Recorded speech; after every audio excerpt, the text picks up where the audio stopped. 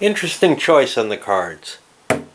The playing Andean Abyss, by the way. I didn't realize this was a carryover new video.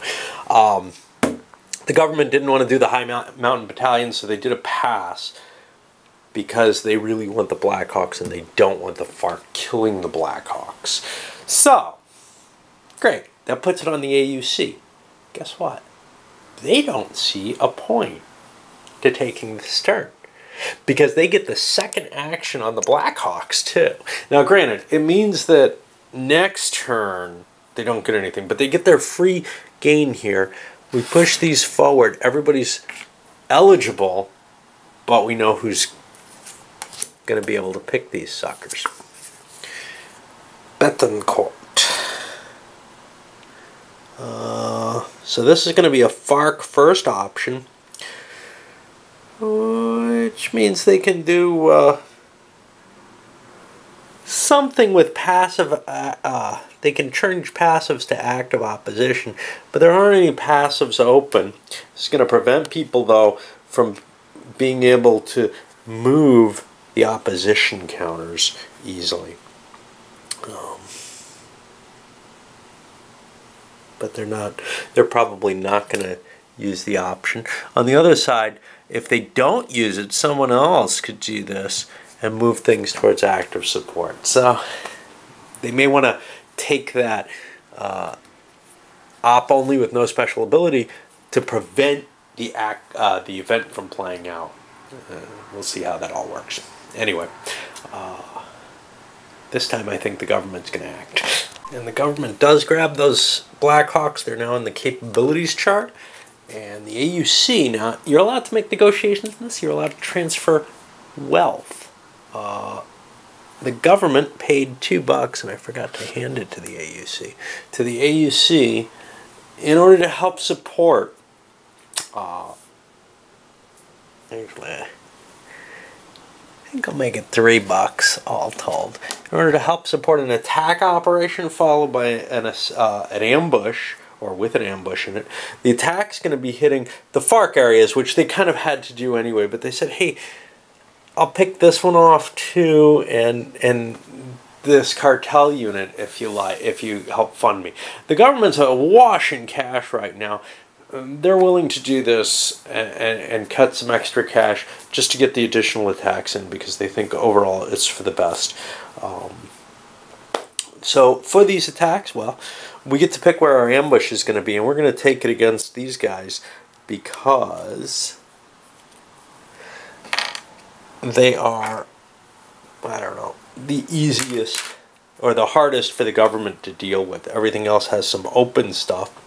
But then I'll make some die rolls for the rest. So for example, this one, I need a 1 or a 2 to hit.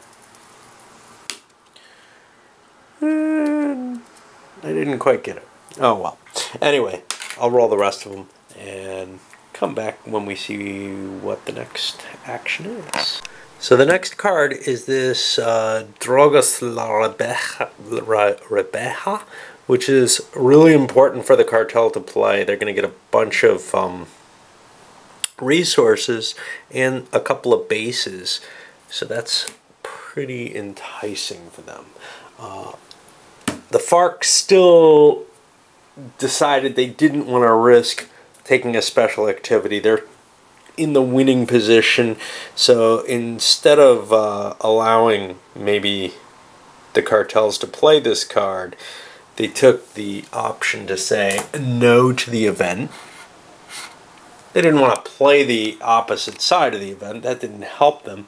They did a rally action, paid a few bucks, and fix the AUC price. I forgot to pay their money out after taking that cash. Anyway, they ended up doing a rally and filling in some of the places where they're weak, and they could lose bases. If they lose a base, they're no longer winning the game. So they have to kind of keep those continuously protected. Our druggies passed and took a resource, and now they get to play their card. But first we do this. And well, let's see what the next card is. Narco War. That doesn't sound good. Rival syndicates go for the throat. In each space with cartels, remove all but one. Cartel guerrillas. Cartels conduct free terror with that one, however. Mark cartels ineligible through the next card. This is an interesting card to hit the cartels with. I think they want to take advantage, though, of this card because they don't look like they're in the lead, and chances are that other people will not be picking on them at this point in the game. Alright, so the cartels played their event. You can see a couple of these here, but mainly the big resources. The government was doing a sweep, and you can see they paid the money for that. That's a hefty price. It was $9 for the 3 areas. But they turned up a lot of FARC things. And now the FARCs, well, are going to have to go do their thing. They get first shot before the AUC so they can run into hiding. But here's the problem.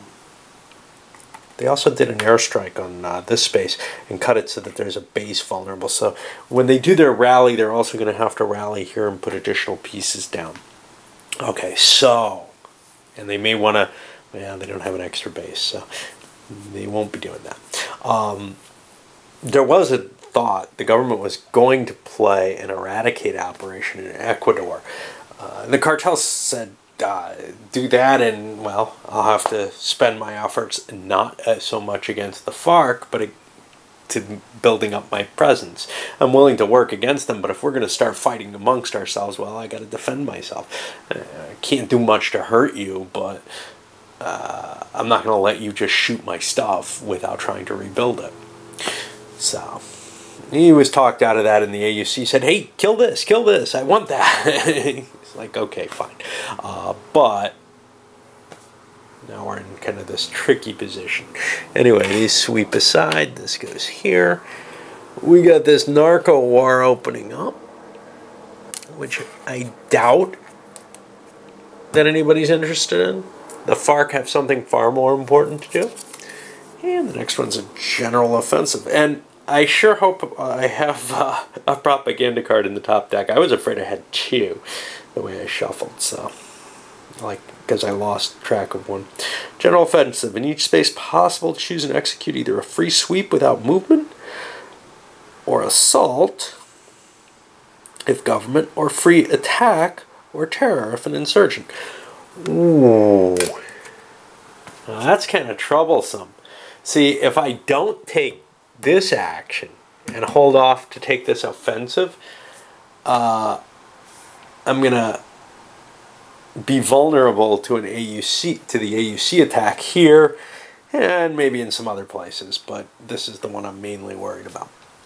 If I do grab the offensive, though, I'm able to avoid the government being able to take advantage of this card. Hard choice there. FARC went ahead with a rally action, and you can see, again, all their units are hidden back. Now, they're going to have to face yet another pile of sweeps from the government, but each of these actions, they're not really moving the big chip that's saying, I'm winning, away. And then the AUC, because they would have gotten an action here, but it probably, well, it probably would be a more important one than they're getting, but the cartel said, look, I'm going to be attacking him too, we've got to stop him. So the AUC did an attack, and it actually succeeded. They wiped out the FARC guerrillas here, which makes this vulnerable potentially to something like an airstrike, but the government's not going to be going because they have their sweeps.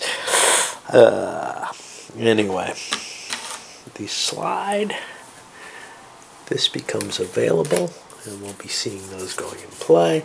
The chess player, kingpin strategy, remove all cartel pieces, or expands empire. Cartels place an available base in each of 2 cities. Well, this is very tempting to the cartel. They want to do this, so they're probably going to take a pass. Another, you know, promise kind of broken. The AUC would have liked to have held off and gotten a full action. Oh well. Government played out its action, and it got to sweep the FARC units that it's been hitting. But it also got to perform some assaults, wiping out some of the cartel bases that were in place over here. Also doing a sweep against the cartel over here. I had to make sure that that was allowed. And they got swept too, along with some of the FARC. The cartel itself took a pass. They want this card. They want it badly. We'll shift these around. And we got the propaganda coming up. People better figure out how to prevent this from ending, because right now the FARC has the edge. We'll see. Well, this event appears sufficient. So we had the cartels playing the event. They got to put a couple bases back in play, but more importantly, they got to do a free bribe, and they chose I don't remember here, and got rid of the base. Just bang, gone. That fast. For the AUC, they're doing an attack with an ambush as usual. The government paid 2/3 of the cost of it, 2 out of $3. They're going to be attacking here. Whee!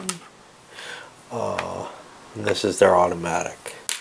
And then elsewhere, here and up there, they're also attacking the FARC. And I'll roll those, and then I'll come back for the propaganda card and follow that in detail. Okay, so to open things up, we had to place control markers. And basically there are government control markers wherever the government's cubes outnumber everything else. And there are FARC control markers where FARC pieces outnumber everything else. For example, here, even though the government has a huge presence, 2, 4, 6, 8, the FARC have 3, 6, 7, 8, 9, 10, and there's nothing else there. Beyond that, reading the next thing down, each department and city where FARC piece, a sabotage goes in each line of communication adjacent to FARC-controlled cities or where guerrillas exceed cubes. Well, for example, here there's more guerrillas, so these roads are all sabotaged, just meaning that the government's not going to collect income from them. There aren't a lot of cities where there are guerrillas active, so that's not really an issue, and the FARC don't control any cities. So most of the roads are okay. These would have to have been actually, you'd have to use a terror on them. The FARC was very busy trying to win the game. They just missed because of this score. Now, from there, we go to the resources, and the government's going to get 30 minus however many line of communications they've lost, which is 1, 2, looks like 3. So they're going to get $27. Now, they don't get any aid because the president, Samper, doesn't grant them their aid. So what did I say? 27, that puts them right up to 49 again. That's pretty good. The FARC and AUC get money equal to the number of their bases. Well, the FARC, that means they get 7. And remember, this is somewhat illusory, except for the fact that the government can fund something like the AUC, a 1-for-1 range. The AUC gets $2 for its territories. They can hand $1 to the AUC, and that's useful to them. But for the most part, government actions cost about 3 times what a guerrilla faction's actions cost. Now, for the cartels, they get 3 times the number of bases they have. They have 6 bases on the map, so they're going to get $18, and that's kind of nice for them. Okay. Ooh, I forgot to resolve this. It doesn't really matter. Well, I think everything sweeps back in there at the end of this. Shipments, 6 resources per shipments that are on the board. Well, nobody built any. I'm not quite sure how you get them. Cultivate, for example, doesn't get you a shipment. Process. Process is the way to get them. Yes. Anyway, probably a mistake for the drug cartels not to be doing that. Support. Civic action. Okay, anywhere where the government has control and any troops and police. I thought it was both troops and police.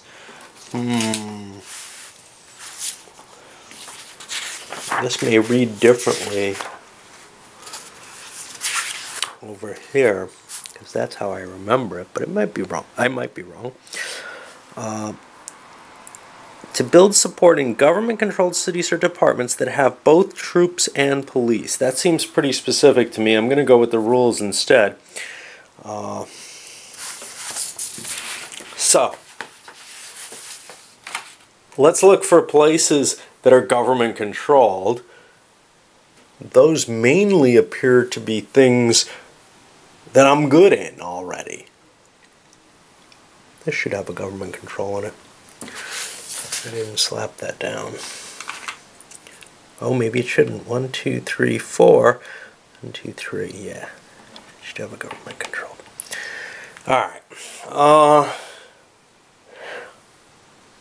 I don't see anywhere that's not already strongly supporting me. So,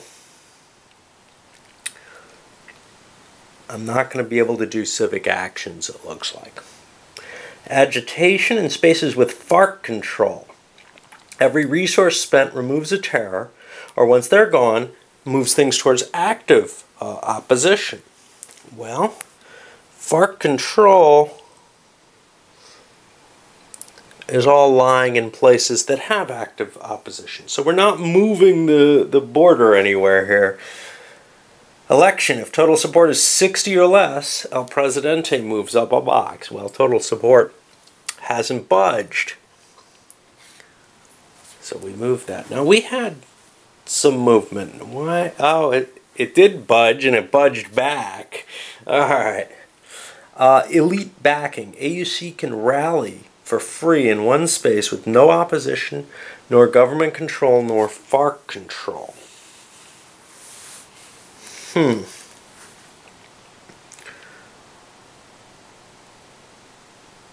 Okay, now I don't want to use that rally to flip my units to underground because that automatically happens in the reset stage. So, I can rally in a space with no opposition, no government, nor FARC control. Well, rally is going to give me a guerrilla, or I can replace 2 with a base, which might be a good idea here. Remember, I'm trying to get my bases up. That's kind of pleasing. I would still have some defense there, as opposed to anywhere else where I've only got 2 per location. So I think I'm going to do that rally. I'm going to drop 2 of these off the board and throw a quick base into play.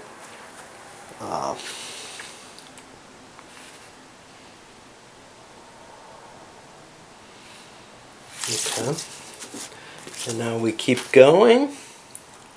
Redeploy. Government must move troops on line of communications, well I don't have any, or in departments without government bases back to government-controlled spaces that are cities or have government bases. I may move other troops to such spaces and police to any line of communications or government-controlled spaces. Okay. Well, I've got to think about this because I basically get this ability to redeploy here. So I'm going to take a little pause while I think about that. And then we'll go to the reset where we prepare for the next set for the propaganda card. Okay, so now for the reset, all factions become eligible. So having that last play doesn't even hurt you. We discard the insurgent momentum. This is gone. Oh, I hope I've been playing with this. Yeah. I forgot it during the resource phase. The cartels added more per base. I gotta make sure I didn't do something there. So they got 3 per base. They should have 6 more bucks because they should have gotten 4 per base. That's not as valuable as I thought it was, but resources are valuable enough. I guess it's not bad.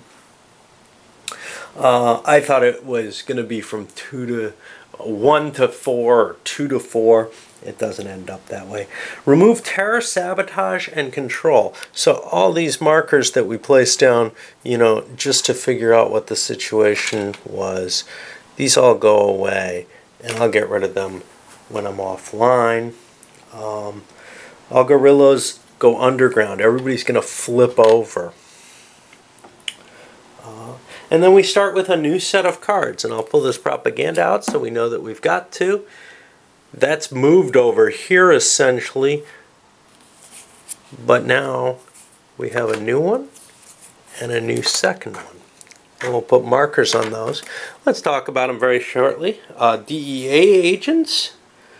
This can remove a shipment and 5 cartel guerrillas, or in 3 spaces with cartel species, shift 1 level towards active opposition. Now, this is kind of dangerous. The FARC may want to do this. The cartel isn't really interested in it. And now this other one, deserters and defectors, remove up to 2 guerrillas or replace them with any other faction's guerrillas. Well, that's kind of fun for anybody, isn't it? Okay. So I guess we're about ready. I just have to do a little bit of bookkeeping. And I'll load this up while I'm doing that. Okay, I forgot something. The new president creates a FARC zone. That's going to go in the place with the most FARC pieces. Let me get that into play somewhere. I think that's going to be here. 3, 6, 7, 8, 9, 10. 3, 6, 7. That's that. Now what's the effect of this FARC zone? The government has to get out of there. Well, that's no big deal.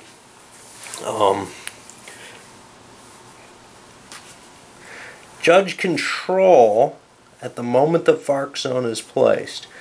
Yeah, that's already controlled. And remove any of its bases there. So if the government had a base in the FARC zone, it would be driven out. It cannot enter the FARC zone, even by event. This doesn't affect airstrikes, eradication, etc. Wow. And what does it say here? It says no government.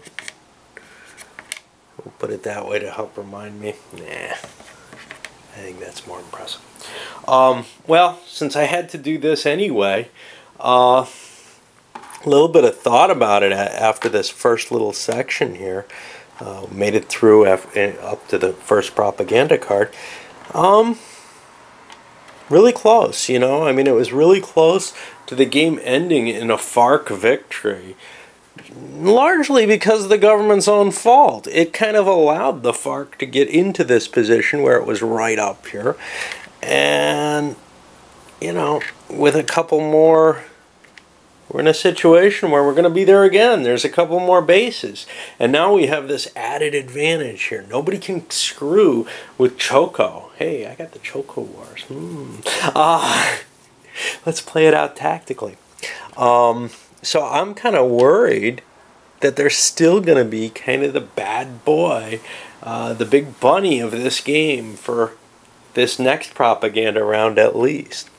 It's kind of interesting because I have the feeling that there's going to be a tipping point, that they're going to go and stop being ahead, stop being the worry, that as our president starts creating aid money, maybe things are going to get worse and worse, as maybe, well, here, that could go either way, you know. Each of those government events could end up being a negative problem for the government. So, we'll have to see how those turn out, but I suspect that maybe the government probably has the edge at actually getting the drop on those. I don't know. Certainly the ones we've seen, blue had the edge on red on them. They were more able to take advantage of them if both were in the space at the same time. Blue got to choose, do I want this or not? And since you get to see the card ahead of time, you always get that choice, right? You can take a pass on the card before if it's important enough, as we did there in the last one. There were 2 of those in a row, and blue decided to pass on the first one in such a way that the FARC couldn't hurt them, and then take the second one, which the FARC could have hurt them on, and didn't. Okay, well, it looks like we're about there. I've got to start actually creating shipments with my cartels. I feel like they're missing a big piece of what they should be doing in this game. But everybody's got to worry about the FARC right now. All right, now let's actually put this up.